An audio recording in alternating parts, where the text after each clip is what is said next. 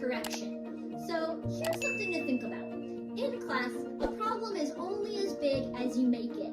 If there's a small behavioral issue, for example, somebody talking to another student while you're talking, or a student that keeps talking out without raising their hand and interrupting the lesson, that's only as big of a deal as you make it.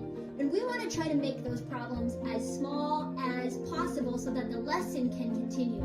The goal is to always keep the lesson moving smoothly with as few breaks as possible. If you directly correct every little behavior issue in your class, you're constantly going to be stopping as the teacher. So why not start working on indirect correction?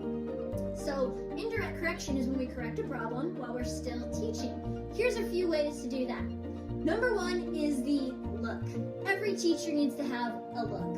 If you're teaching and there's a student who is breaking one of your class rules and causing a disturbance, why not try making eye contact with them and holding it while you keep teaching the lesson? If that doesn't work, there's always the finger and the shh. So while you're teaching the lesson, maybe you just need to make eye contact, hold a finger to your lips as you continue teaching. Another option is if you have a child who's fidgeting with something. Usually this happens with younger children, with their Bibles or with little girls, a purse or a stuffed animal, and they're playing with that while you have your lesson. While you're teaching, keep teaching, just walk up to them, gently take it away from them, set it somewhere out of their reach where they can still see it. This tells them, you are going to get this back, but right now. Sometimes as I'm teaching, I just say, Johnny, I'm going to hold on to this until the end because I don't want you to miss what I'm teaching and it's distracting you. And then I go right back into the lesson. Another option is to use their name as part of the lesson. For example, if Johnny is fidgeting around in his seat and he's hopping up and down and it's starting to become distracting because the seat is squeaking, why don't you say, now, you will not believe what Jesus did next. Johnny, do you know what Jesus did next? Johnny's going to look right up at you, and chances are his attention's going to be drawn back on you as the teacher.